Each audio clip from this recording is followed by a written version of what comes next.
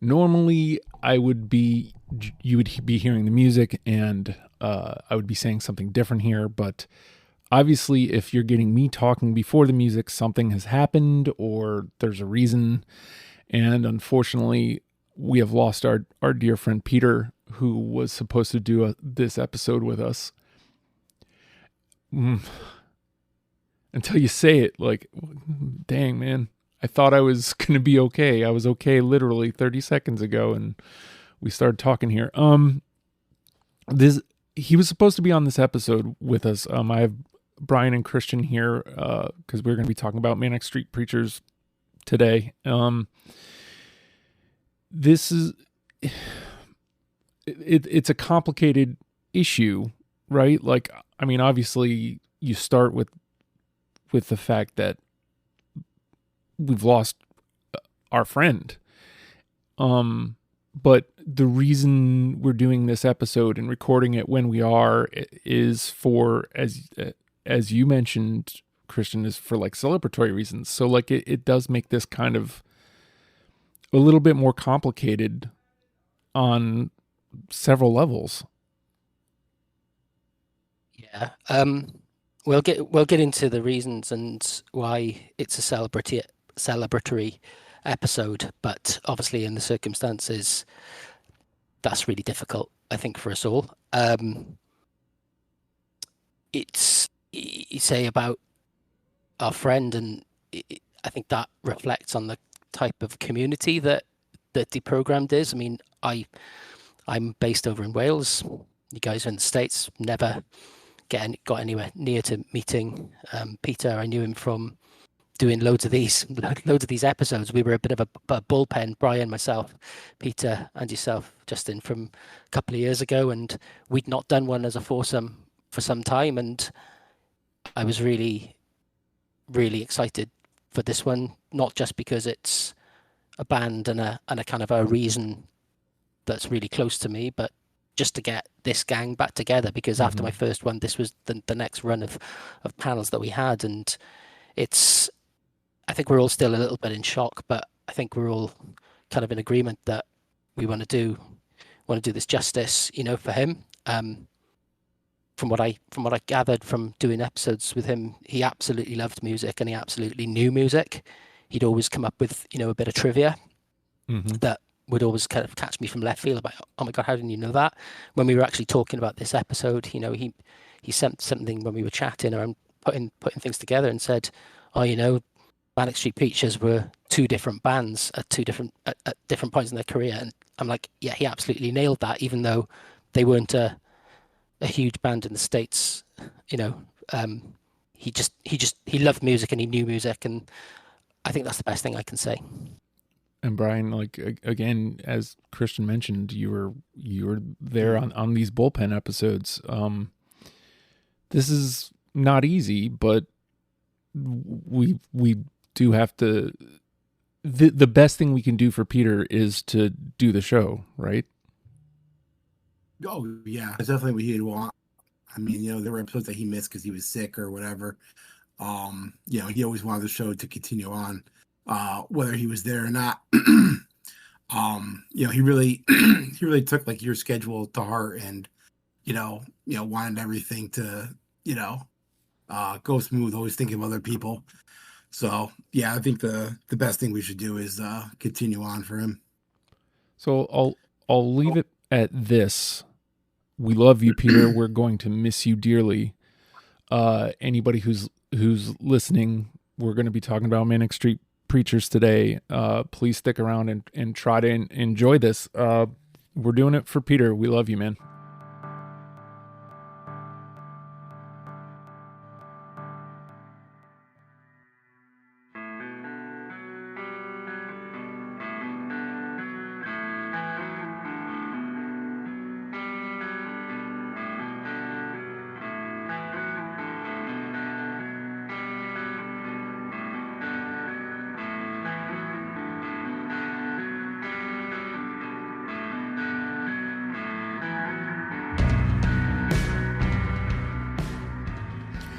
It's Deprogram, the podcast where we try to get you into a band. That's right. We've done all the work for you.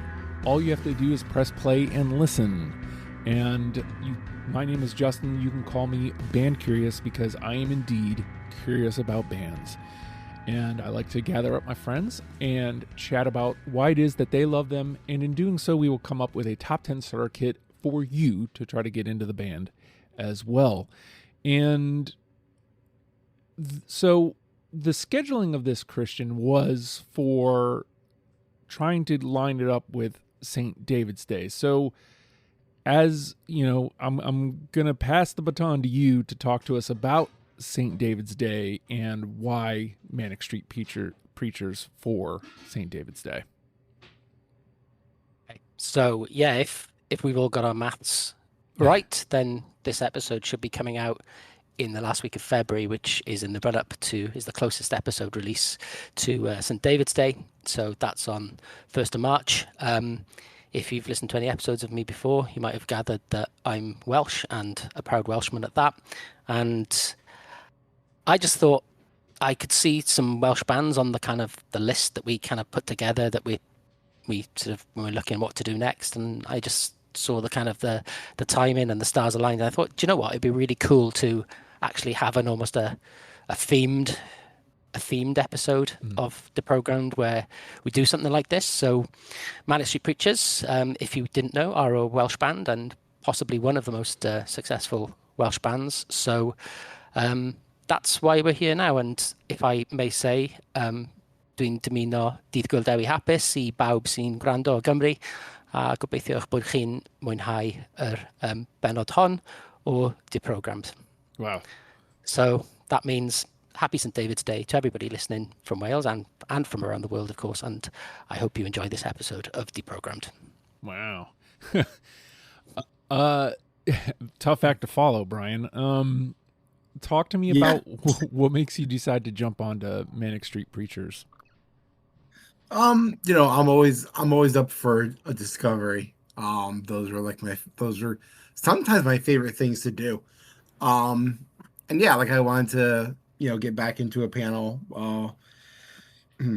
And here. So sorry, I lost my train of thought. But so, you know, whenever someone suggests a band, like I always go through like the top songs on Spotify and stuff like that. And they sounded just something that would be right in my wheelhouse. So yeah, it was a great dive. I actually really enjoyed it. So this a band that I don't think I'd ever heard of, like, period. I'm sure I probably saw the name of the band at some point, never really kind of clocked them. Apparently, so Peter said that they were on Beavis and Butthead at some point, so I probably saw that video on Beavis and Butthead, and again, just never kind of clocked it.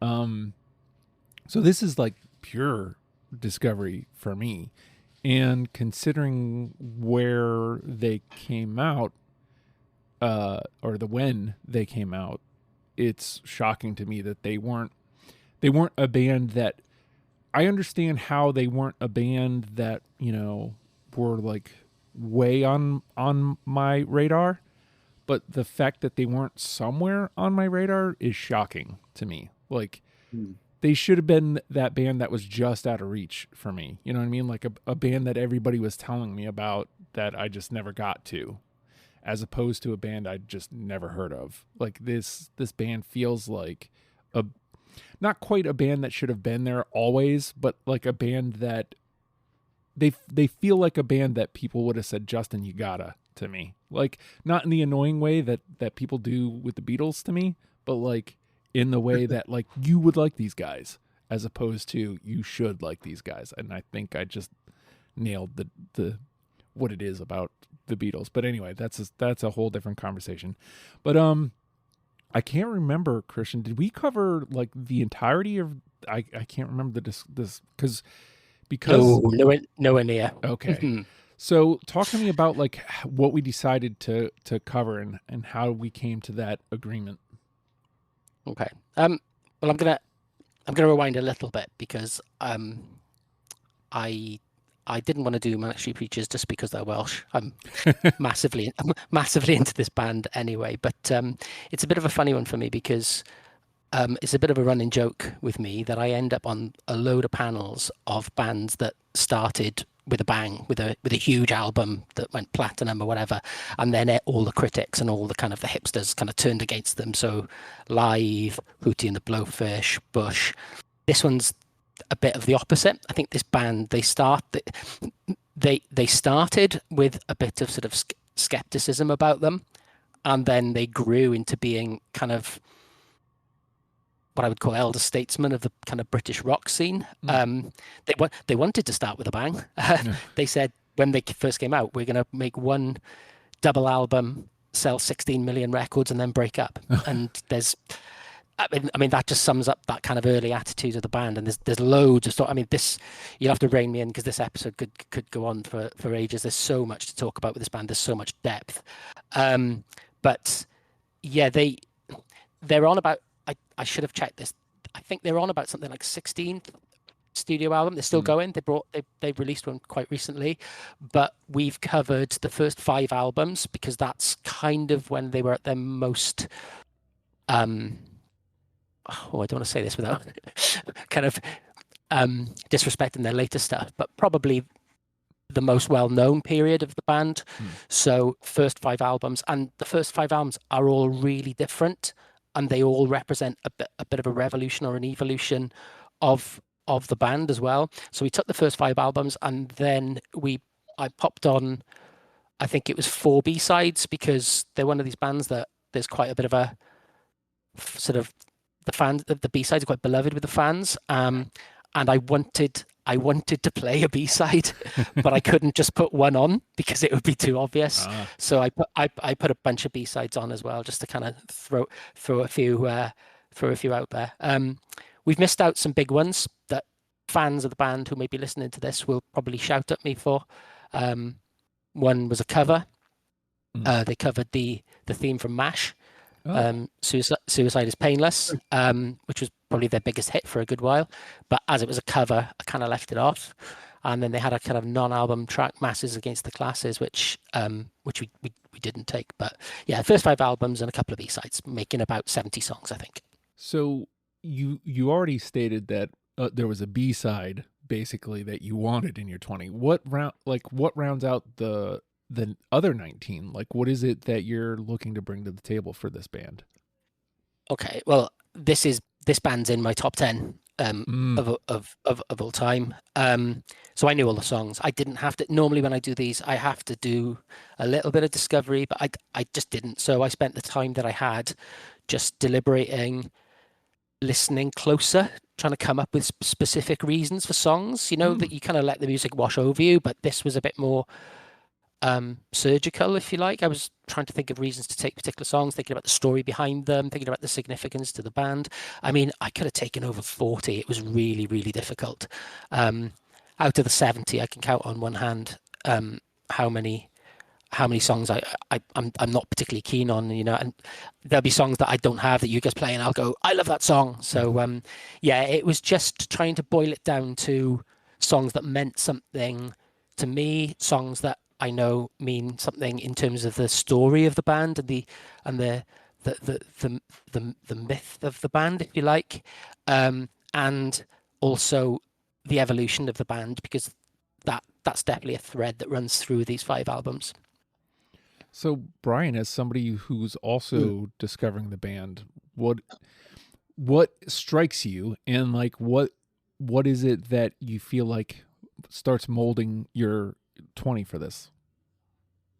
So when I listened to like the first album there, like it had a real like cult kind of Guns N' Roses feel to it, and then I noticed as they went on, they became more like a lot of like the pop hooks were like very, very, very well written.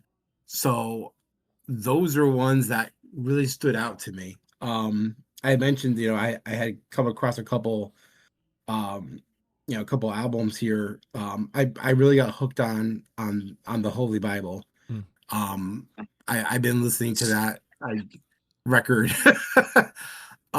quite a bit. That's the first one I got really hooked on. And then the one after I got really hooked on. Yeah. Everything was go. So I really liked what they did with the Holy Bible, Everything Must Go, and This Is My Truth.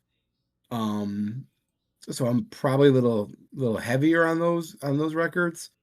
Not that I don't appreciate like the more like, rock sound of like the first album, a little bit of the second.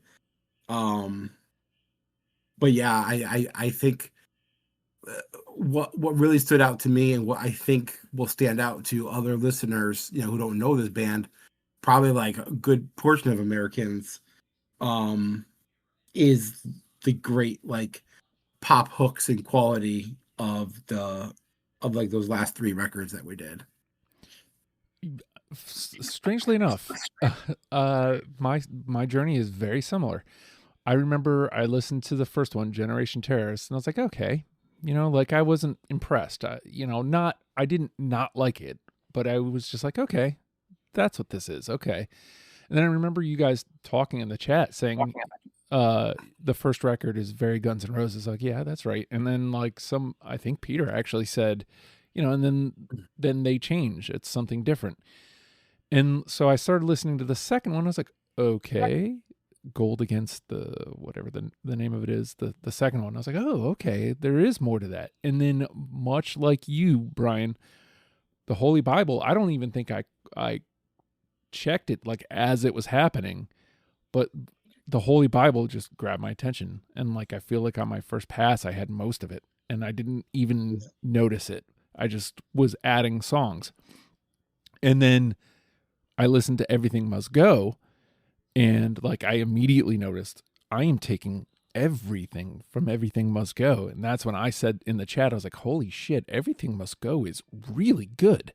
And that's when I noticed that, oh my God, so is Holy Bible. Like I didn't even notice like how much I was really getting into the band, and This Is My Truth was good, but like, again, I want to be careful with my words, but like I didn't lock in with it the same way as those 2 records. Like I really, really locked in with those 2 records. And then, I think after that, I'm like just kind of speed listening.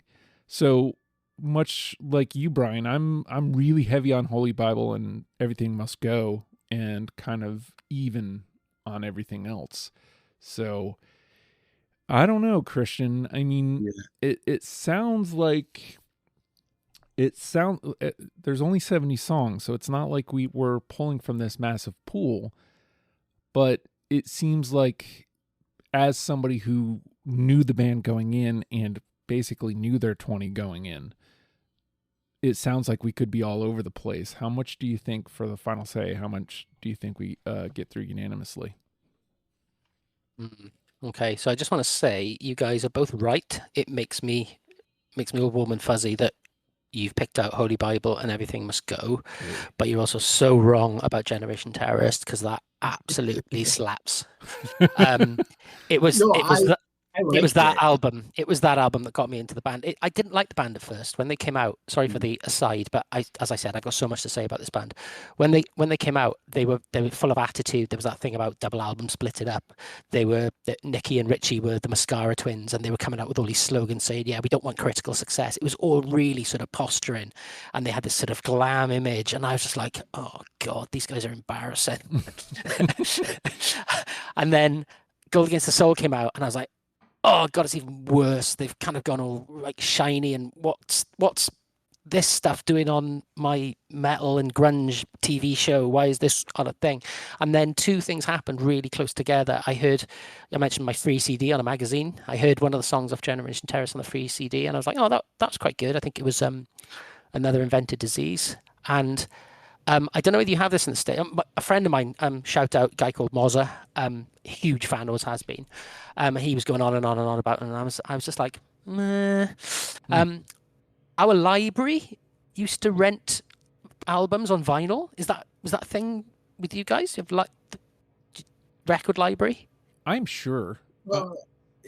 Yeah, you can get records and CDs at Okay. the public Okay. library. So yeah, so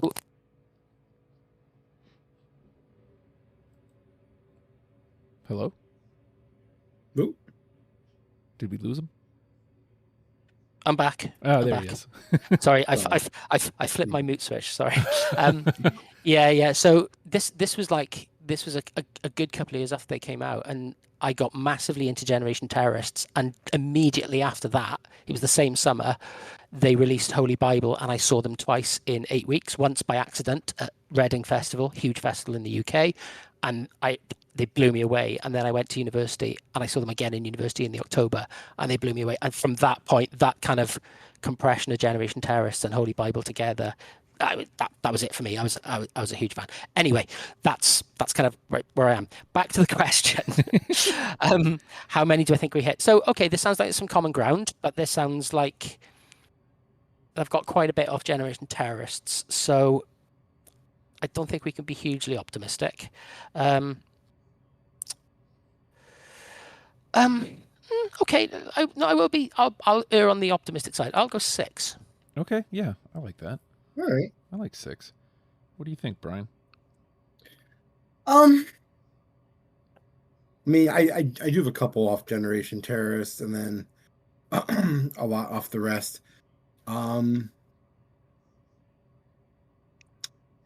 I'm just gonna play safe. I'm gonna go right in. I'm just gonna say 5.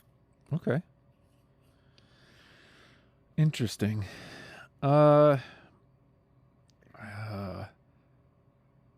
So just for a note, I have on my list 10 songs that the internet answered with when I asked them essential Manic Street Preachers. So half of my list is what the internet would say is essential. That said, And so those people are. yeah, that's true. Peter said there were 2 different bands, and so there's 2 different sets of fans. Very true. Fair enough. I'm gonna err on the side of optimism. I'm gonna one up Christian 6 and go with 7. There you go. I think that's a fine point. All right, so we're going to take a quick pause on the other side of this. We're going to go dicks out for Peter. We're playing Deprogrammed. We will be right back.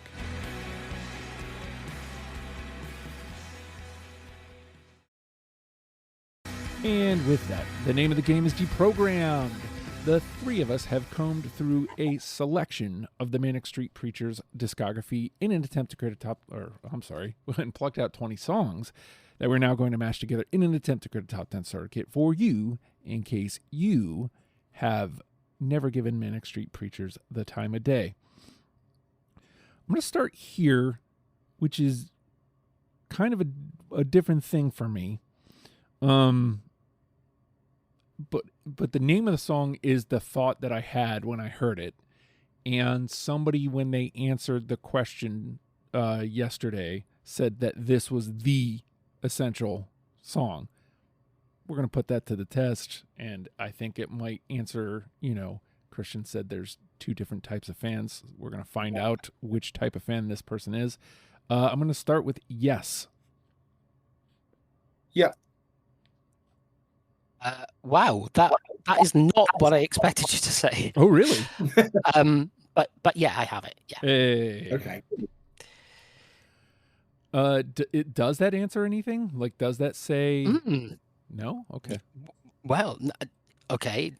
No, I had 2 songs in mind, and that's kind of fallen right in the middle. I mean, it's a really important song because I mentioned that Gold Against is my least favorite of the 5, and Holy Bible is my favorite of the 5, and this is the first song on Holy Bible, and it marks a massive transition in sound, in mood, and it kicks off the album. You know exactly what you're going to get. Now, I don't swear on these podcasts because I always think if my kids might hear them and whatever, but apologies, kids. I might swear a couple of times on this episode just from quoting lyrics.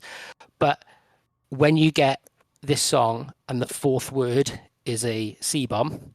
Mm. And then the chorus goes, he's a boy, you want a girl, so tear off his cock. Tie his hair in bunches, fuck him, call him Rita if you want. You know that this is a dark album. It's a song about the exploitation. It's about sex industry, exploitation of vulnerable people in that industry. It's horrific, but it absolutely frames the album, and it makes you realize that you're in for a bumpy ride.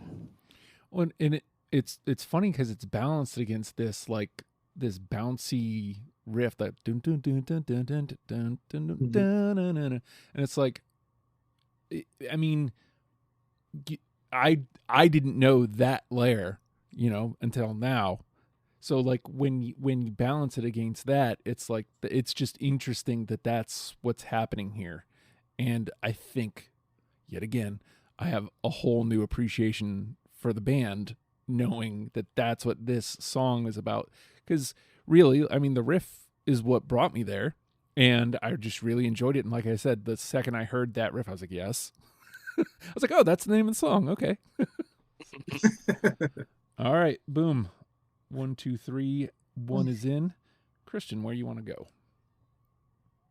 I always do this. I come with a big smug feeling that yes, I got my 20 ready, and then I realize, oh, I have to actually pick some stuff to play from this 20. Okay, I am going to go with. I mentioned that I'm going to try something from Generation Terrorists. I mentioned that album was full of bravado, full of posturing, full of attitude.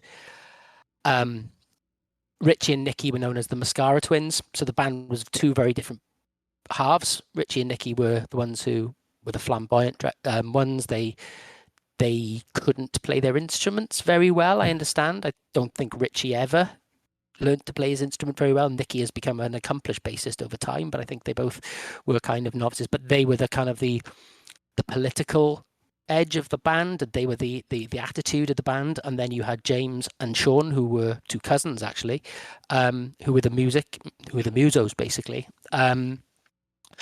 But yeah, the attitude was a massive thing early, and that a lot of that came from Richie. I think it's probably important to mention at this point a couple of stories about Richie before. Apologies for rambling, but Richie is a mythical character in Welsh music because, firstly, when the band first came, there was all this, as I mentioned before, posturing and attitude. And there's an infamous interview by Steve Lamacq, who very well-respected music journalist in the UK, and he said, "Oh, are you guys manufactured? Is this, are you genuine? Are you authentic?"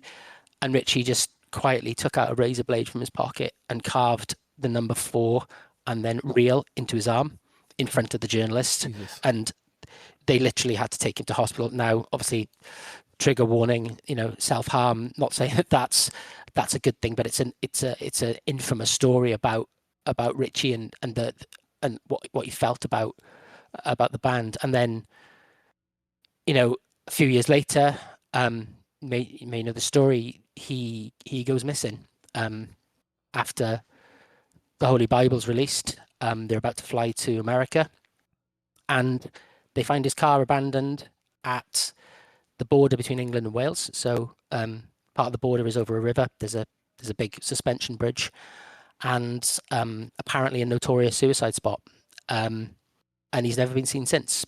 No body's been ever been found. There've been sort of stories about people sighting him in Goa, in sort of Greece, in Canary Islands, and so it's been a bit. There's never been that closure for the band or for his family, and the band still pays a quarter of their royalties into a bank account for him. So he's such an important part of the band, and I'll get there eventually. I just think this song sums up the attitude that Richie really embodied in the early days of the band, and it is "You Love Us." Oh man! And whenever I big up a song, it always comes crashing down. Man. Yeah, I don't have it. I will say that number one, it is an answer that I got. So like when I listened to it beforehand, I almost wanted to make space for it. I just didn't. So for It's reasons. yeah, it's as you can imagine at gigs, you can imagine the crowd Mhm. like shouting back at them, "You love us," and it's a big kind of band and fan anthem, and it was initially kind of a pop at the critics, I think, initially, but it's become a real fan band anthem. So yeah, but as I say, I don't care that it's not through. It's important that I got to tell the stories about Richie and that kind of that real energy and bravado that as I say, that embodied the early days of the band. Well, again, here we go with Justin saying reasons why he loves doing the show. Like that firstly, that whole story and the whole idea clicks into place of why Generation Terrace didn't hit with me, because I didn't know that about them. Like I didn't know about them, so I was basing it solely off just the music, which sometimes you do, but knowing about the attitude that they put forward kind of would have made me make more space for that record. Anyway, I mean, nothing I can do about it now unless I cheat, but No, I mean, and there's a few songs that I'm going to play that maybe aren't the songs that I like. I said I was searching for specific reasons to play songs. They're not going to be the songs necessarily musically that are in my top 20, but they're important because of what they mean. So that's the fun of the game. Yes, sometimes it's super painful. All right, Brian, where do you want to go? All right. I'll stay on that record. I'll see if I can get him. How about Motorcycle Emptiness? I do not have that one. Oh yeah, it's the Sweet Child of Mine. So I do have that. Yeah, that's probably the answer I got the most, is Motorcycle Emptiness. And again, had I been up for making space, I probably would have figured that one out, but I didn't, so I don't. All right.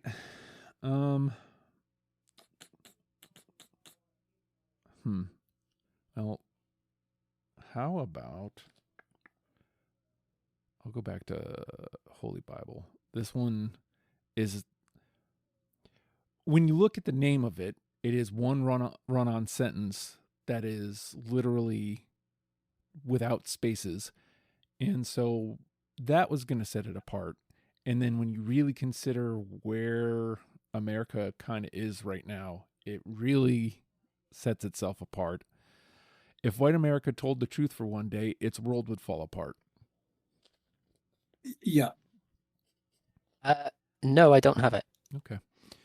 I mean, I love it, but I couldn't find room for it. We did get an answer for that on the internet, so I didn't feel bad about keeping that one around. All right. I was really interested in seeing how that hit with you guys. Yeah, it really nailed the little something. So yeah, I wonder why they never broke America. Why they never got onto the radar. Who knows? All right, Christian. Oh, back to me. Okay, right. So I've gone for an attitude song. Let me try and play a safer song to try and find you musically, and I think this should be a safe bet. So mentioned that you played Yes first up. That was a big transition from Gold Against to Holy Bible, and then it isn't the first track on the next album, but it is the title track on the next album, and it's the first thing that they did post Richie's disappearance. The album still uses a lot of Richie's lyrics, but it's an announcement announcement / apology to the fan base that they're a different band now since Richie had gone, and it's Everything Must Go. I got it. Yeah. Yep, I do have it. Hey, boom and boom. We did get that one as an answer, but we also, to be fair, got a lot of people saying the entire record. So, which they're not wrong. It's musically accessible, but it also has that kind of backstory as well. It is very much a statement. I hadn't thought about it actually. "You Love Us" was a statement to the fans and to the critics, and then this was a statement to the fans several years later to say, "We've changed. We've got to move on."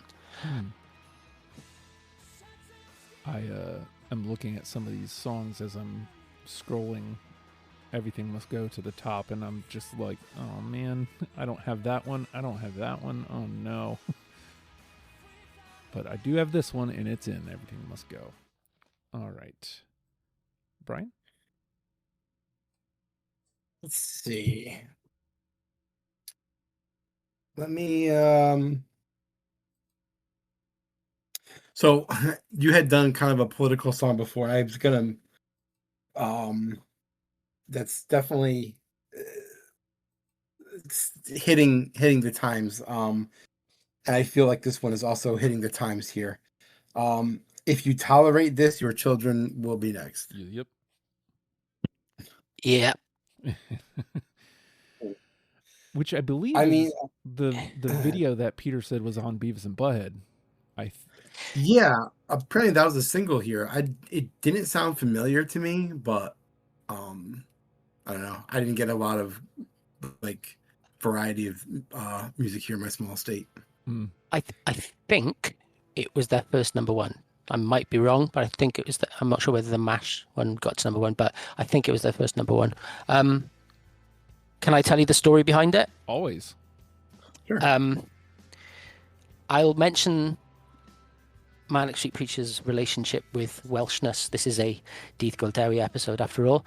I'll mention their relationship with Welshness a little bit later, in relation to a different song, but this has is a very strong element of Welshness. This is about Welsh miners deciding to go and volunteer to fight against the fascists in the Spanish Civil War.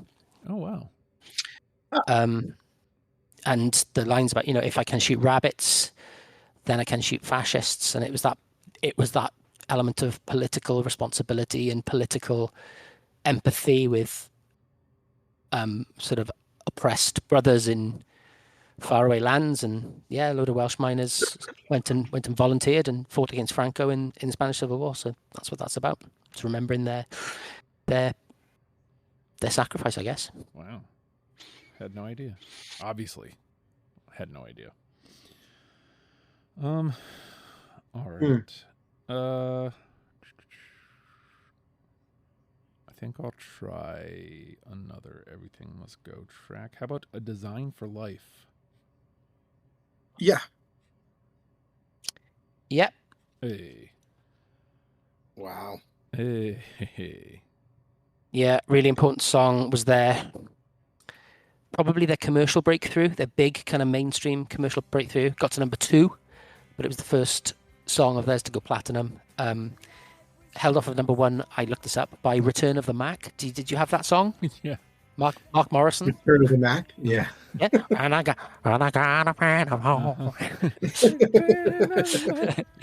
That's the one. Yeah, but it was the first. They got to like number 16, number 22, that kind of thing in the sort of the mainstream charts. But this got to number 2 and around that time there was a big movement called Cool Cymru. It was a little bit of an aftermath to Britpop, when a lot of Welsh bands started coming through, and they were kind of like one of the forebearers of that. And this was kind of their big orchestral kind of anthem of the Cool Cymru era. So you had Stereophonics, Catatonia, Super Furry Animals, among Feeder, loads of Welsh bands that sort of broke into the mainstream, and this was their kind of anthem for that time. So just like that, we're at 4. Yeah. Christian. Okay, I want to say something about the Holy Bible. We've all said we liked it. It is my favorite, but I don't consider it as a musical album. I can, when I listen to the Holy Bible, I feel like I'm absorbing a work of art. Sorry if that sounds really over the top and exaggerated, but and it's a sort of a political social treatise. It's more than just music. I mean, I said that Yes sets the tone for it, and you get exploitation of the sex industry, you get anorexia, you get not one but two songs about World War II concentration camps, you get songs about self-harm, you get songs about serial killers, you get songs about white American imperialism, you get songs about political correctness. It's every song is heavy duty. You are getting a lesson in history and politics when you listen to that album. So I absolutely love it. Ironically, I've got less off this album than I have off some of the others, which is really, really weird. But I'm going to play a song off this. Which one shall I play? Okay. I mentioned two songs. I mean, out of all of those heavy topics, obviously the heaviest of the heavy are the concentration camp songs. They went to Belsen, I think. Some bands when they go on tour to like Germany and Poland and they go drinking. No, the Manics went and visited Belsen and Auschwitz, or I think a couple of the concentration camps, and they have two songs on the album. And I needed to pick. I couldn't bring two. That would be way too depressing. I would have preferred it if they'd actually merged the two of them into one kind of big double song. That would have been amazing. But I brought the one that's the most accessible. The topic is super heavy. I think the title of the other one describes the theme better, which is The Intense Humming of Evil. But I brought Mausoleum. Oh, I don't have that, and I didn't pick up on that at all. For some, I mean, I'm not. My father's Jewish. I'm of Jewish descent. Wow. My last name Cohen, but like I never picked up on that at all. I'm not even. Wow. Okay. Those two songs, they went. Yeah. The Intense Humming of Evil, they just felt that there was this hum about the place, that you knew that the historical significance of what happened. And then the chorus of Mausoleum is no birds, and they said like they didn't notice any wildlife there, and they didn't see insects, they couldn't hear birds singing. It's as if the gravity and the weight of the past was haunting the actual place. And no birds, the sky is swollen black. And then they love a quote in their songs, and I think it's an author, I can't remember, J.G. Ballard, I think it is, I can't remember who it is, but it's, I wanted to rub the human face in its own vomit and force it to look in the mirror. Just that kind of, and that was kind of their kind of nihilist attitude at the time as well, in terms of that's what the album's all about. It's turning the mirror on society. And I mentioned all the heavy themes and going, look what you do as mankind. It's horrific.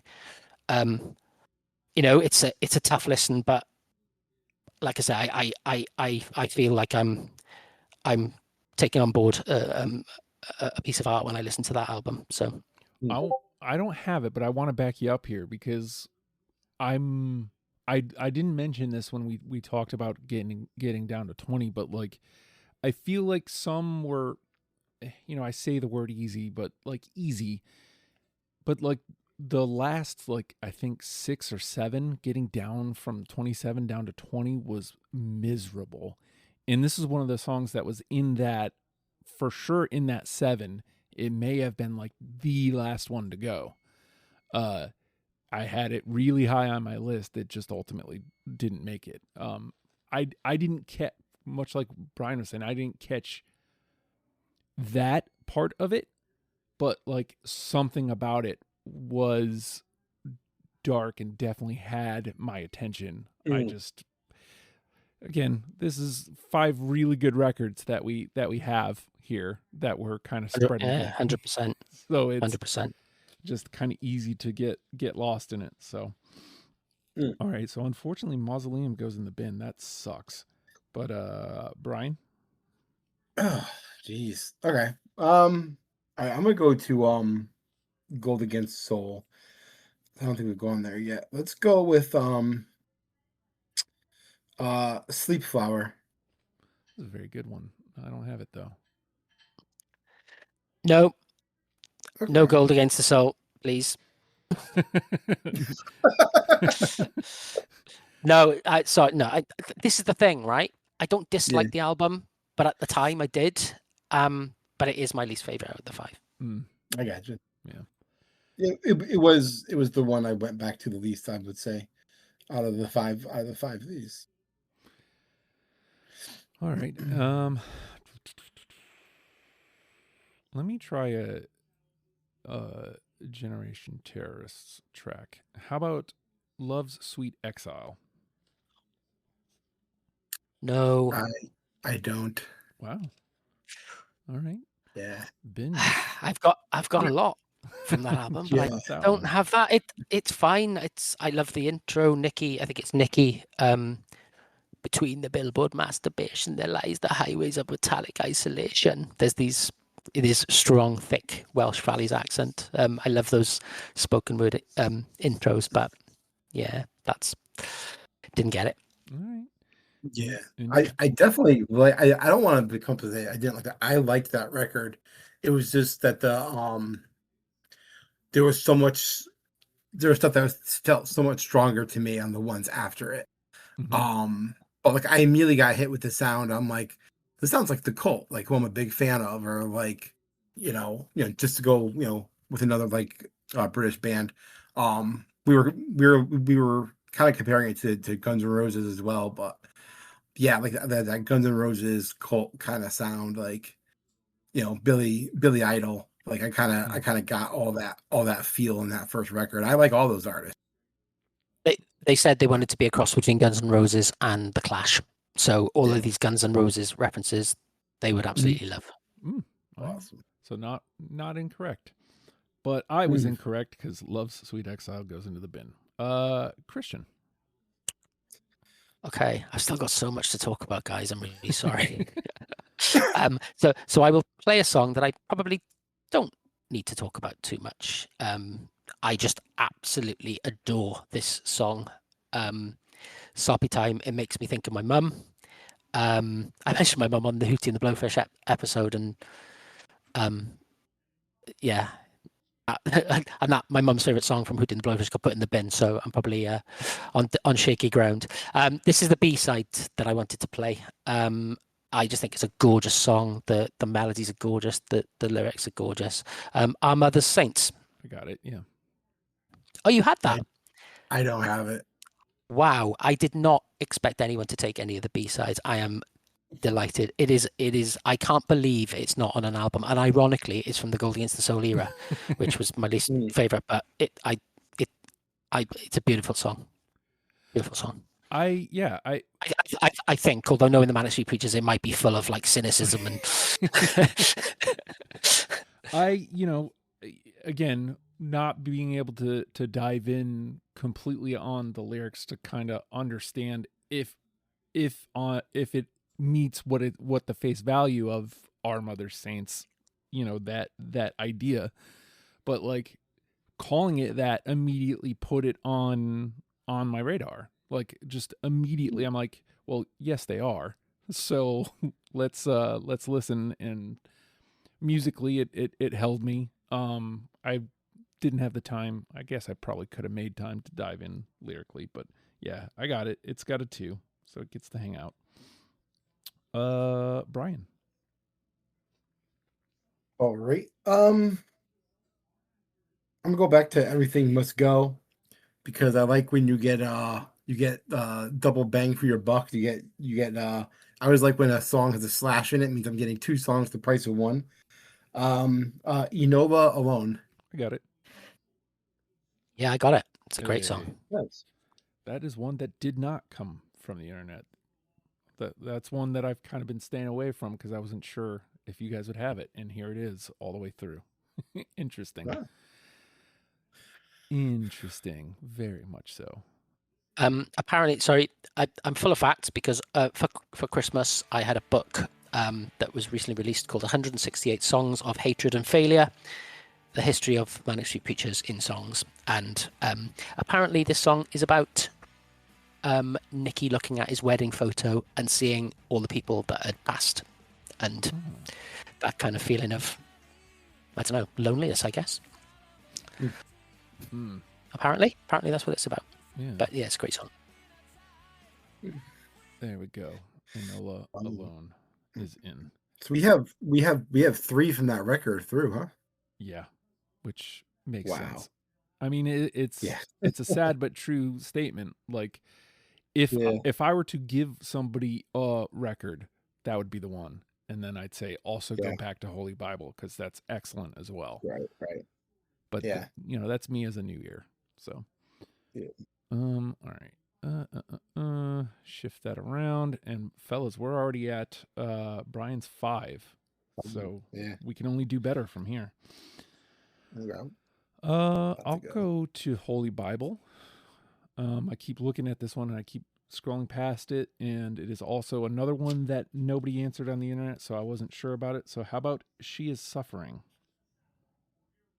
Yes. No, I don't have that. All right. I'll take a 2 there. Boom. And Christian. Need to find that on my list. Put that in the 2. All right. Okay. Okay. So I mentioned the makeup of the band earlier on. You had Nicky and Richie. Nicky has over time become a good musician. Richie, I think, was always more interested in the politics than the band. But Sean is a very accomplished drummer, trumpet player. He plays trumpet on Kevin Carter. James Dean Bradfield is one of the most underrated songwriters, musicians, and particularly guitarists in the world, in my opinion. He might be my favorite guitarist, and that's a big call. He is an incredible guitarist, and to think that effectively is the only guitarist in the band. He's one of those rare kind of breeds that plays lead and rhythm at the same time and sings.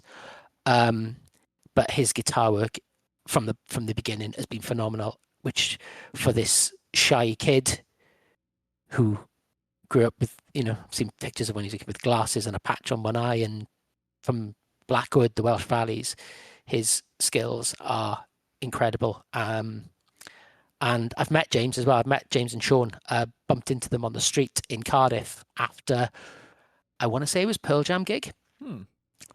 Maybe Pearl Jam, maybe Foo Fighters. I can't remember, but just walking along, and we were like, shit, it's James and Sean and had a chat with them. Just the nicest people, just so down to earth.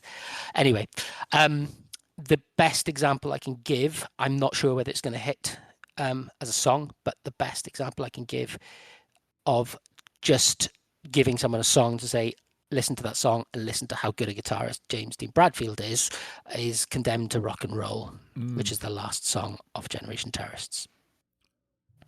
Oh, I don't have it. No, I had that on my first pass. But yeah, I definitely did. I remember that title. Yeah, it's I get it. The songs go, it's not catchy, but it just goes on. It's a 6 to 7 minute song, and like 5 minutes of it is him just playing different movements. I remember on the Suicidal Tendencies episode, I mentioned Suicidal Mania. There was like one song where I counted 16 different riffs. It's like that. It's got dark. It's got light. It's an incredible performance. And as I say, I want to plant a flag for James Dean Bradfield as a guitarist because he is incredible. That's usually the type of song I would take too. I think I didn't take it because I'm big into like prog, like metal and stuff. And a lot of like, Tool, Porcupine Tree, Wheel, like Pineapple Thief, a lot of these, bands with these long things. And I'm like, oh, well, no one else is going to like that except for me. Yeah. And I don't usually like those type of songs, but I could just listen to it all day. Yeah. All right. Unfortunately for Christian, in the bin it goes. But the flag has been planted. So if you're listening, you know what's Hooray. up. Bryan. I think this was the first song on This Is My Truth, and as soon as I went over to This Is My Truth from Everything Must Go, I was like, oh my God, we're gonna have another freaking awesome album. The Everlasting. I don't have it. All right. No, sorry, it's a great song, but just didn't make it. Is that the first binner for you, Brian? No, Sleep Flower was my first one. I have that's two right. bin. That's right. All right.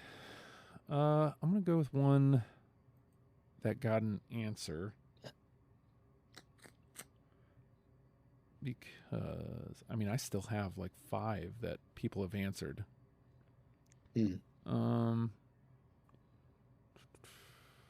How about Motown Junk? No. I feel bad. I don't have it, but I know it's like a real, I said about the fans really love the B-sides. I know that's a really important song, but I couldn't find room for it. All right. In the bin he goes. Boom. All right. Christian? Okay, I think before we run out of rounds, I mentioned earlier on I needed to talk about the Manic Street Preachers' relationship with Welshness. I think they kind of shied away from it early because they didn't want to be seen as that kind of, parochial Welsh stereotypes. They wanted to, get away from that. But I think as they've established themselves and they've matured, they've embraced their Welshness, and you can see it as the albums come along. You start to see more and more references. And when I saw them sort of 94 onwards, Nicky had like a Welsh flag on his bass amp, and it's quite subtle. It's not overt, but it has grown in terms of their references in their songs. This song, it's got quite a lot of Welshness in it. It's about something that happened in the 50s and 60s that effectively sowed the seeds of the Welsh independence movement. And as you know, we're part of the United Kingdom, but there is a movement with a lot of support for independence. There is graffiti coming out of this incident in mid Wales, which has been sort of replicated over the years in various places in Wales to represent the Welsh independence movement. And it says Cofiwch Dryweryn. In the late 50s, the Liverpool City Council presented a private bill to the UK government to flood a Welsh valley in North Wales to provide a reservoir to provide water for the city of Liverpool. 35 out of 36 Welsh MPs in the government voted against it, and the one who didn't vote against it abstained. So not one of the 36 elected Welsh representatives in the UK government voted to pass this motion, and yet it was passed by a majority. So in the 60s, this village in North Wales with a school, with a chapel, with houses, with a library, with a pub, was effectively drowned to make a reservoir for the city of Liverpool. And people say that it sowed the seeds of the independence movement and eventually the devolution, which meant that we got our own devolved parliament in the late 90s. Anyway, the song is Ready for Drowning. Yeah, I got that. Oh, wow. That's cool. I don't, but because again, it's the story and what it means. It's that, as I say, that story is what anyone who is Welsh and has, I don't want to say anti-English sentiment, but that, that's too strong. But there is a rivalry between Wales and England, and there's a lot of people who feel that we should be independent. And I think that seed was sown very much with this incident. He references Patagonia in the song. I don't know if you picked that up. I'd go to Patagonia. And again, if you didn't know, Patagonia is a region in Argentina where there is a lively, vibrant Welsh and Welsh-speaking community. So there was an emigration a couple of hundred years ago. People going to find a better life, and they ended up in Argentina, and they settled in Patagonia. And you can go to Patagonia today and eat cake and drink tea in a Welsh tea room and speak Welsh with all the locals. I know of at least a couple of people who have married Argentinian girls, and they speak in Welsh and not in English. So that's another little quirk of Welshness that's referenced in that song. And in the intro, he says, not in the intro, in the start of the song, he says, sorry for the singing, he says, yeah, it's a true story. Said someone to me yesterday, said he heard it in a taxi. And James's Welsh accent really comes out. And we say yeard. We pronounce the words year as in 12 months, year as in the thing that you listen with on your head, and year as in the place where you are right now. We say all those things the same way. And that really comes out in the song. So there's loads of little kind of, the song is obviously about a really important event in Welsh political history, but there's loads of little Welshisms in that song as well. So I'm glad it got a 2. Wow. And I mean, as it stands right now, it's the 10th song with 2 or better. So as of right now, well, Bryan would have the final say, but yeah, technically it would be in. So wow. Wild. I need to let you know, I fucking love this, Christian. It's astonishing the shit about this band, and it's really giving like a whole different, like, the music got me, and the fact that there was even more to it than just the Justin surface level, hey man, these guitars are cool, is really doing something for me. I mean, like I said, I want to get it across because it is so important to the story of this band. I mean, I've talked about James as a guitarist and as a musician, and Sean, but if anything, the lyrics behind the Manic Street, this is poetry to music, okay? And I hope I'm not exaggerating for that, and I hope it's not boring for anyone listening, but I like to think that knowing the kind of the stories behind the songs, when there is such a depth, and I mentioned about the Holy Bible being like a work of art or a political treatise, it really is. I mean, you're getting an education when you listen to the Manic Street Preachers, and I didn't realize it until a couple of years in, but as history goes on, particularly in people will realize more and more how good a band, both musically and lyrically, they still are. So it's really good that I'm getting the opportunity to mention some of those things. Bryan. Okay. Wow. Okay. I know, right? I know. I'm getting a whole history lesson here on Wales. I like that. Like I always like the episodes where the people are like, I always say I go back to the Tragically Hip only because the people on your panel were so passionate about the band. It turned me into a fan of them. Canadians love them. Mm-hmm. Yeah, and another band that's massive in a country literally freaking 200 miles from my house. Yeah, it's not really a big thing here. Yeah. So, all right, I'm gonna go back to Generation Terrorist. How about Stay Beautiful? No. I don't have it.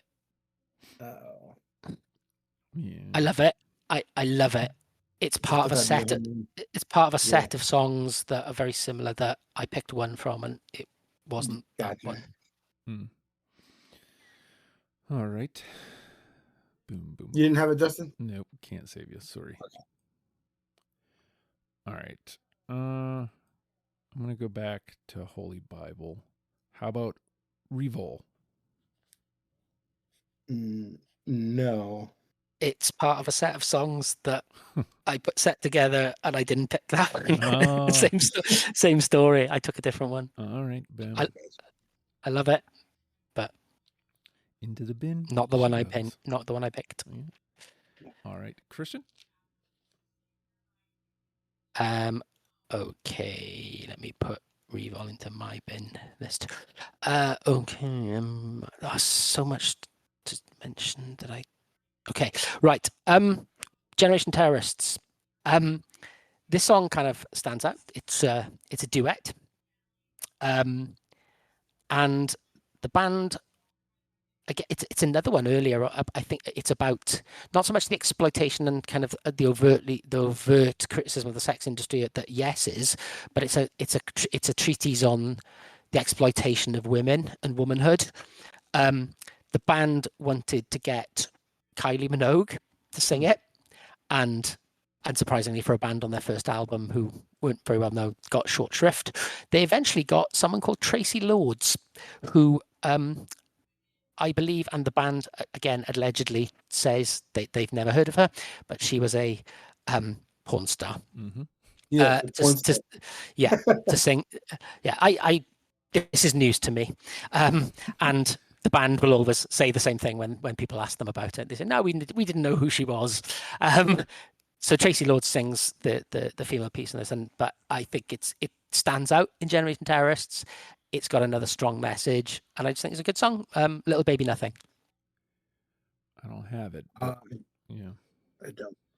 It wasn't on my first pass, but like it is a song that as I was listening beforehand, I was like, man, I probably should have taken a little bit more of this record. It was on my radar just before we went on. So, I mean, that doesn't do any good, but it does let you know that it could have eked its way back in if I was willing to do the work to figure out what could go. So, did she actually sang in the song? You said it's Tracy Lords singing. Yeah. Oh, yeah. Yeah, she's kind of a controversial figure. Yeah. She actually, I don't know how I know all this, but she entered like the porn industry at like 15 years old. Yeah. She had a fake ID, and there's a whole thing with her and Motley Crue that you don't want to get into it. Maybe on after the I have my feelings about Motley Crue and their underage exploits. So, all right, Bryan. Oh, to me. All right, I'm gonna go back to Gold Against Soul. I know we weren't huge on it, but I'm gonna go with the title track, Gold Against Soul. I do not have that one. No, not for me. Thank you. Very kind of you. I was trying to take a lot of stuff from different albums. It's fine. It's fine. Yeah. But it's just, it wasn't going to get anywhere near. I gotcha. All right. I think at this point, we probably got like maybe two more. Hold on. Let me do a count. 1, 2, 3, 4, 5, 6, 7, 8. Yeah. Like maybe 2 more rounds before we do the dump out. Okay. Yeah, 8. I'm going to go. Where is this? I'll go with This Is My Truth track. How about Nobody Loved You? No. Okay. Into the bin. Dang it. All right. I definitely have a couple that might be homers that I've just been holding on to. So, all right, Christian. Okay. Okay, I'm going to go to Holy Bible. This song is always like, I don't want to get too deep about the politics, but when you get into the Holy Bible, you can't avoid it really. But there's that theory, isn't it, that political theory is not a spectrum; it's more of a circle, and it kind of meets back around on the other side. Now, the Manic Street Preachers have always been really super left wing in their kind of, I believe, if I've understood their kind of their messaging correctly. And this song is super right wing because it talks about basically supporting capital punishment, and I just felt like it never sat right with me. So it's about serial kill. It lists a load of serial killers, and it basically says, just basically string them up. And it was always like, that just doesn't seem to fit with their kind of politics. But then I can almost hear like Richie or Nicky going, well, we're not interested in mainstream politics. We're just one big contradiction. I can sort of hear them kind of saying, we say what we and it is that kind of, we're not fitting into any model of political beliefs. We'll believe in what we say and that kind of thing. But anyway, it's got a totally evil bass line, which kind of fits with the fits with the theme tune, the theme of it. Dun, dun, dun, dun, dun, dun, dun, dun, dun, dun, dun, dun, dun. Archives of Pain. Yeah. Yeah, all right, we'll take that too. I don't have it. Yeah. Yeah. I'm left wing, but I'm now that we have DNA and everything, I'm fine saving money and not keeping scumbags alive and feeding them. Understandable.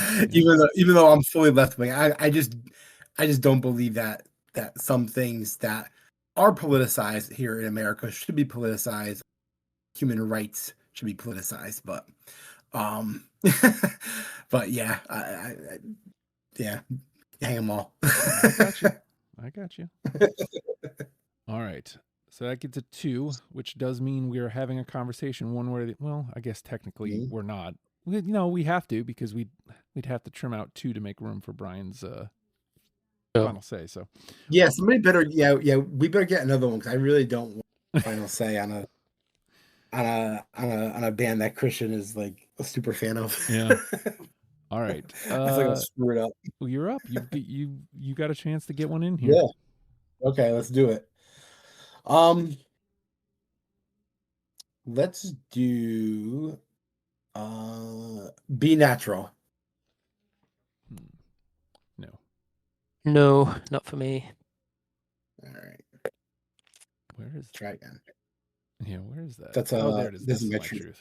Gotcha. This is my truth. Yeah. All right. Well, I've been holding on to these, and these were ones that I got as an answer, so I feel like it has a good shot, but who knows? How about Australia? And I knew you were going to say that. Yeah, I have it. Hey. Yeah. We'll take it.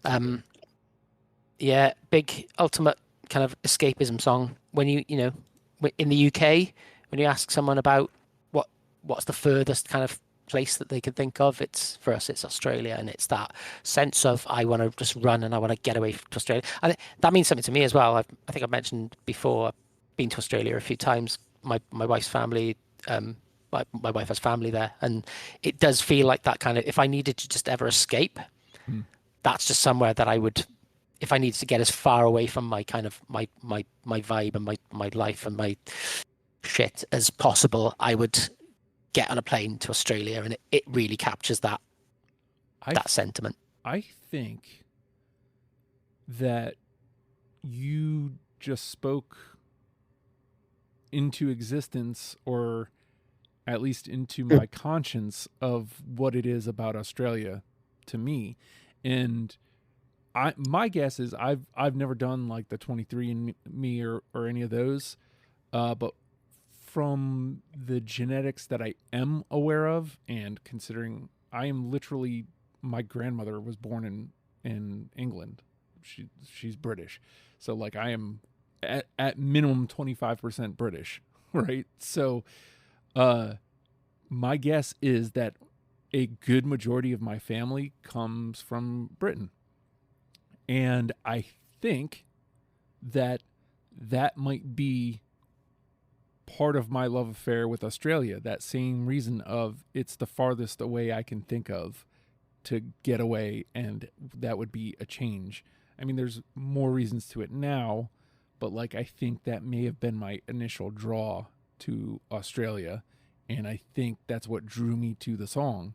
Like you said, it kind of gives you that feeling. So interesting. We are going deep on this episode. I wouldn't have guessed, Yeah, I would not have guessed.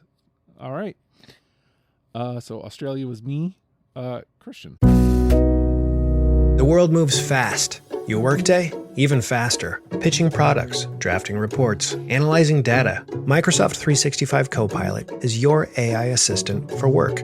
Built into Word, Excel, PowerPoint, and other Microsoft 365 apps you use. Helping you quickly write, analyze, create, and summarize. So you can cut through clutter and clear a path to your best work. Learn more at Microsoft.com/M365 Copilot. God, I I really don't want to leave some of these on the board that are talking about them. Shall I go with that? Shall I go with that? Okay.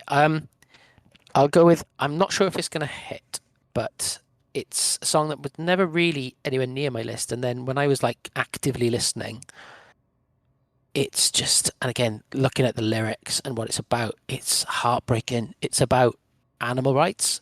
It's about zoos, animals in captivity, and it's told from the perspective of animals in a zoo, and it gets me. It gets me, and it has got the most beautiful harp line in it, which again, that Welshness, that subtle nod to Wales. The harp and Wales has a very close relationship culturally. So it's Small Black Flowers That Grow in the Sky. Oh, no, I don't have that. Okay. Sorry. No, but you could. Do you know what? Everything that goes in the bin is like there's such a depth, Yeah. and there's such a weight on every. You know, this isn't a throwaway band, and you know, in the circumstances, it's probably apt that that's the case. I think, rather than a band that's got a load of "I love you, you love me." Yeah. You know, this band is the opposite of that, and that kind of feels right. All right. I think this might be last chance here, Brian. All right. How about Interiors? I don't have that one. Everything must go. No. No. Nope. All right. I mean, it's not unheard of to knock one out in the dump out. So maybe we'll get there. Could happen. Could. But we'll find out. All right, because I still have, I think, like 7 left. I just feel like, you know, we're running out of steam. So, all right. I probably don't have Christian here, but who knows? How about From Despair to Where? Yeah. All right, I'll take a 2 there. No, it was the lead single off Gold Against the Soul. It's okay. Oh, sorry, I put that in the trash. Sorry, that was very subconscious of me. For the record, that is an answer I got. In a 2. Yeah, that is an answer I got. And this one was as well. Life Becoming a Landslide. No. Okay. And this one I'm pretty sure is going to go into the bin. How about Nostalgic Pusshead? Oh, do you know what? That's my favorite song. That's my favorite song off Gold Against the Soul. I nearly played it because I don't have anything from Gold Against the Soul. Oh. I nearly played that because that is my favorite song off Gold. I think it's great. Yeah. Well, it found me. So, all right, I'll take that bin. All right, moving on to Everything Must Go. I still have 2 left from that, crazily enough. How about Kevin Carter? No. It's a great song. Another great story about a Pulitzer Prize winning photographer who took a picture of a young starving African girl with a vulture in the background, won the Pulitzer Prize, and then killed himself from the guilt. Oof. Yeah. Okay. Woof. Yeah. Woof. Last one from that record, No Surface All Feeling. Yep. Hey. No. All right, we'll take a 2 there. And then last but not least, my last song is A Comfort Comes. No. No, I don't have it, but played it. Into the bin. All right, so that means Brian's 5 is going to hold on. Wow. Yeah. Feel the weight of responsibility. I know. Especially knowing the weight of some of these songs. Yeah, exactly. All right.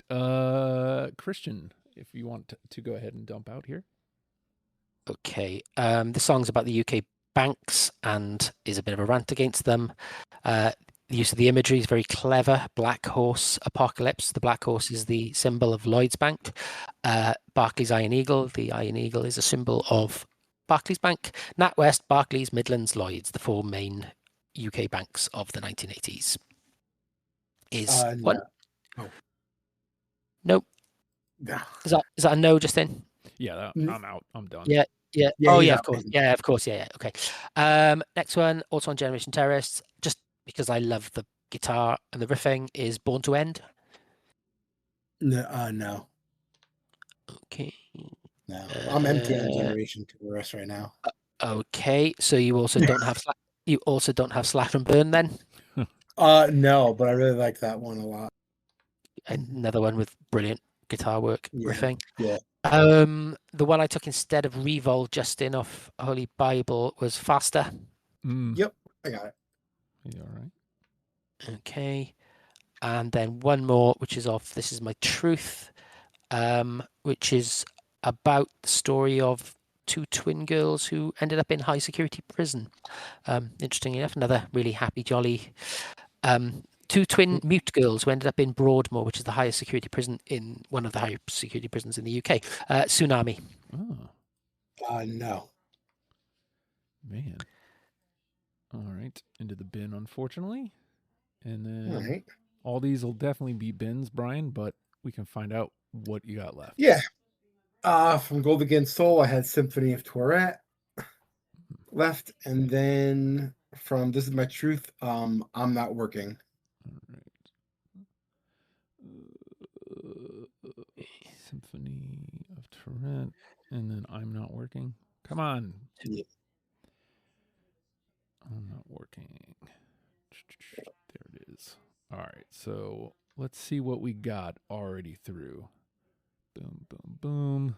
Shifted this around. Don't do this to me. There you go. Unanimous.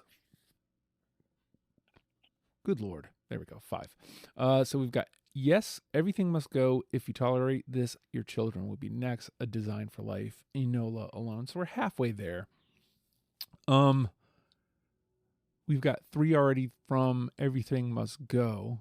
My initial inclination is to like even that out first. Let's see, what do we got here for 2s?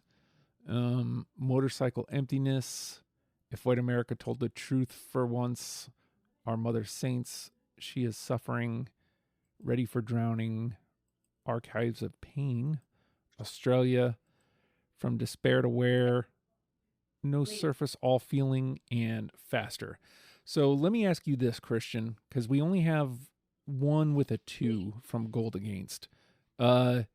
Is album representation worth it? I know you didn't take anything from it, because if not, we can lose From Despair to Where and just kind of focus on everything else. I didn't take anything from it because, as I mentioned, it was already a struggle to get down to 20, and that was my least favorite album. But I was there was a little bit of gameplay here because I thought, well, if you guys bring things from that album, then I'll let that kind of play out. So I wouldn't want to dismiss it. Okay. But I don't want to plant a flag for it either. I think the biggest issue from my perspective is looking at, we don't have anything unanimous from Generation Terrorists. Right. And the only thing that's even in the conversation for Generation Terrorists is Motorcycle Emptiness, which is wild. Which is such an anthem anyway. So let's grab that. Yeah.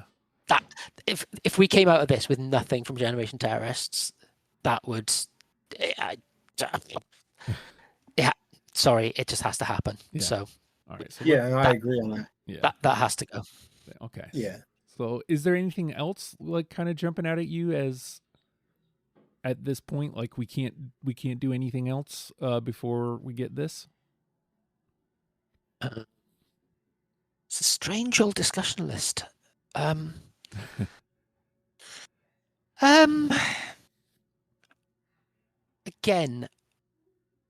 I think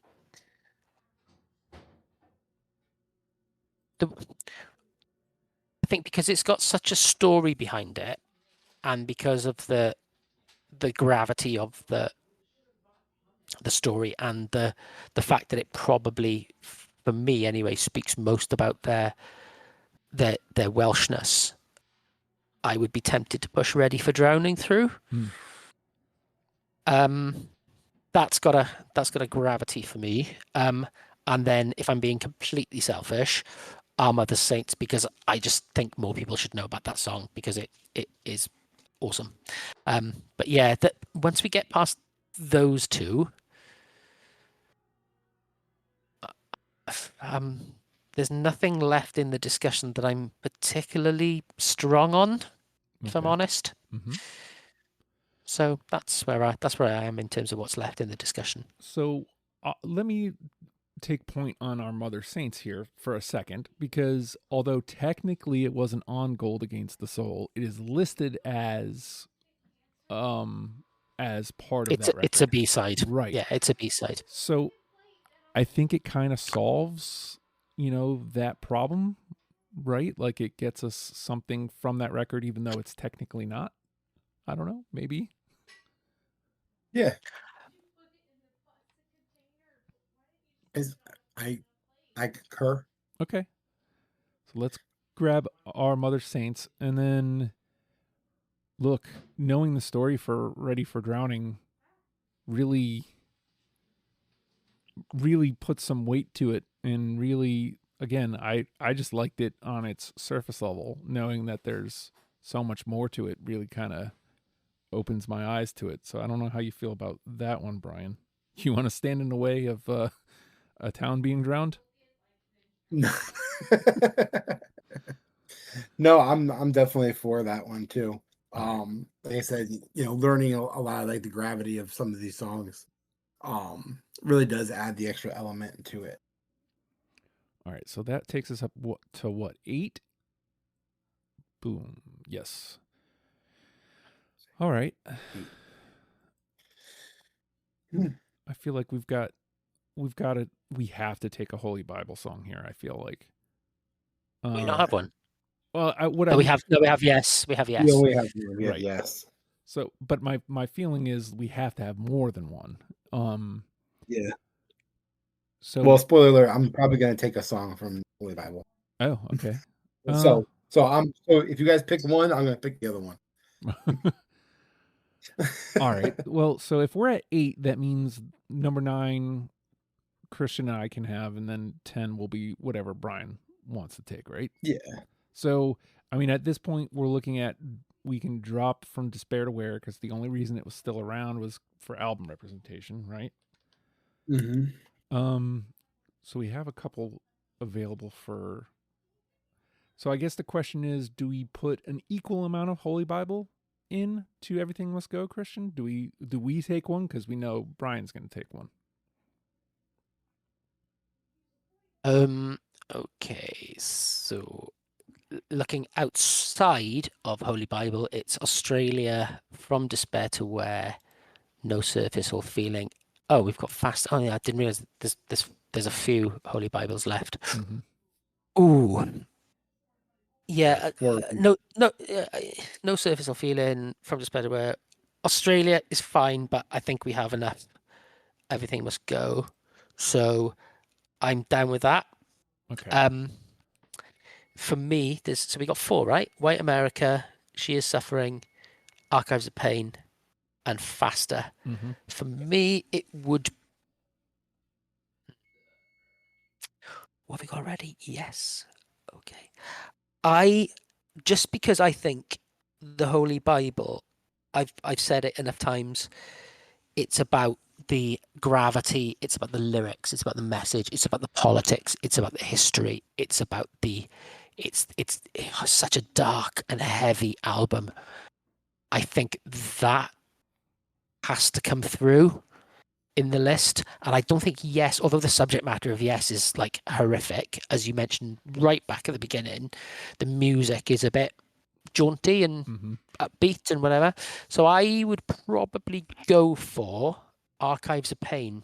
All right. Because it is such a heavy subject matter around capital, corporal punishment, whatever, and serial killers, and the bass line is just so like evil. I think it gives such a good representation of the whole vibe of the Holy Bible. It's such a, you're exhausted when you finish listening to that album all the way through. I think it does the thing. It to, does the to thing. kind of phrase. Yeah, that'd be my pick. All right, I'm with it. So that brings us up to 9, which means Brian, your final say. I'm taking She Is Suffering. All right. Boom. That's the one I was looking at. I was between Archives and She Is Suffering, and you guys took Archives, so. All right. Boom. Let's round that out. And then I will go down this list and we can turn up the heat a little bit here. Boom. And boom. All right. So we've got Yes, Everything Must Go. If You Tolerate This, Your Children Will Be Next. A Design for Life. Enola Alone. Motorcycle Emptiness. Our Mother Saints. Ready for Drowning. Archives of Pain. And She Is Suffering. If I read those 10 songs to you, Christian, is there one that's jumping out at you as the one? Gosh. No. Okay, so what are we actually trying to achieve with the one? All right, so it's two things. You get, Yeah. it's if you had one song, only one song, and it has to be one of these 10 to turn somebody on to the band. And then number 2, it'll be the band's representation in the best of next year. I know. The one that feels most important for me is Motorcycle Emptiness, but Generation Terrorists didn't hit good with you guys, and in terms of representation in the end of year, I don't know if it's too glam, because it seems to have hit, the later stuff seems to have hit with you. So I'm, but then again, things like Everything Must Go, A Design for Life, If You Tolerate This, which are the other big singles on this list, those 4, Motorcycle, Everything Must Go, Tolerate, and Design for Life, are the big singles out of the 10 that we've taken. They seem a bit safe. Mm-hmm. So, don't know. I'm really struggling. I mean, Yes has some energy. It was the first thing. It was the first one that we put through. It was the number one that went through. It was the first thing that you played. It has musical upbeatness, but it has dark themes. It's sits in the middle of the discography that we talked about in this episode. It's, I don't know. Sorry, I'm struggling. Yeah, I would say either Yes or Everything Must Go. Like the song Everything Must Go. So like if he's leaning towards Yes, then I would vote for Yes. Yeah, Everything Must Go is Everything Must Go is a bit more accessible, isn't it? If you're listening to it as a one-off, I think you'll get more out of Everything Must Go than you would out of Yes. But it's whether you work. But it is that post Ritchie kind of, this is what we are now. Is it's do you take them at their darkest, most serious, most political, most heavy, most intellectual, or do you take the songs that are a bit more, strong, accessible songs? I don't know. You're also looking. What do you think? You're also looking at a difference of a song that's 3 minutes 40 versus a song that's 5 minutes. I mean, there is something to that riff for Yes that is really. But like, I know that you mentioned you feel he's an underrated guitarist, but is it more important to offer up? Is Everything Must Go a more complete song, I guess, is the question I'm asking. Meaning, are you getting the entirety of the band versus I'm telling you this one riff is catchy? I mean, I know all the other elements are there, but what I'm saying is on its surface level, I guess. Yeah, it's so I said, I think earlier on, I feel such a weight of responsibility here in terms of, because we've touched on it so many times around the the gravity and the depth of these songs.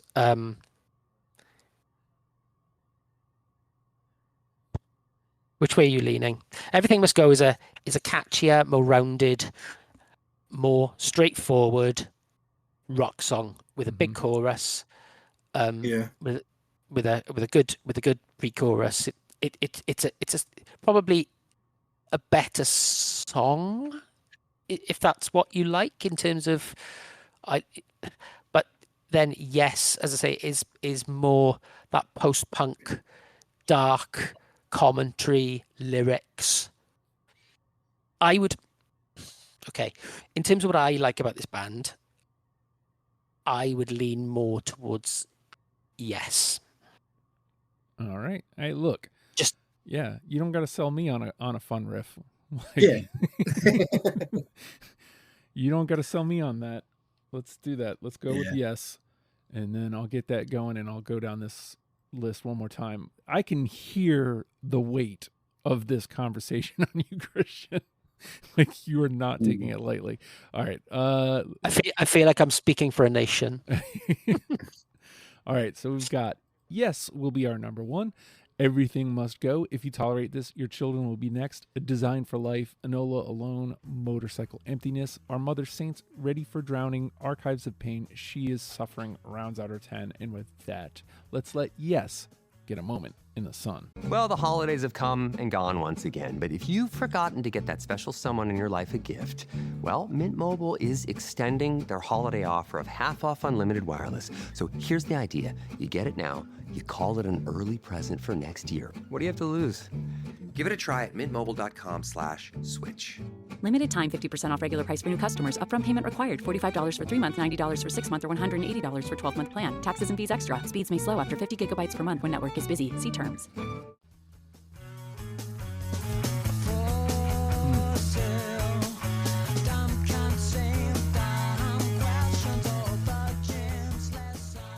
Yeah. Yes. Yes is the name of the song, and yes is my sentiment about that song, and yes is my sentiment about Manic Street Preachers. We have done it. We have turned you on to them. If you're anything like Bryan and I, you got yourself a nice little history lesson today too. Look, if you enjoyed having this kind of information spewed at you, please let me know, and I will pass it on. And panelists going forward, take note. Just saying. You don't have to, obviously. The point is to have fun here. So patreon.com/ohijustin's a way to support and get through to me, to tell me one way or the other how you felt about that. You can also join the Legion of Stupid Discord. You get a free link. It'll get sent right to you if you pledge to the Patreon, and it'll get you into, your basic level, your basic invite into the Legion of Stupid Discord. $5 a month gets you a little extra. There's a couple extra channels. Also gets you deprogrammed before the rest of the world. The conversation we're about to have after the fact will be going there as well. A few other things here and there happen there. So please consider that. We are a podcast. Subscribing, rating, commenting are ways that you can help the show exponentially. Also, the best way to help us is by telling somebody that you listen to the show. Hey, I listen to Deprogrammed, and you should too. Peter, I love you and miss you already more than words could ever say. And we're probably going to talk about you more on After the Fact, and we're definitely going to talk about you more. There's going to be a whole ass Deprogrammed dedicated to you, my friend. I miss you. And with that, Manic Street Preachers, learn them and love them, people. We'll see you next week. Bye-bye.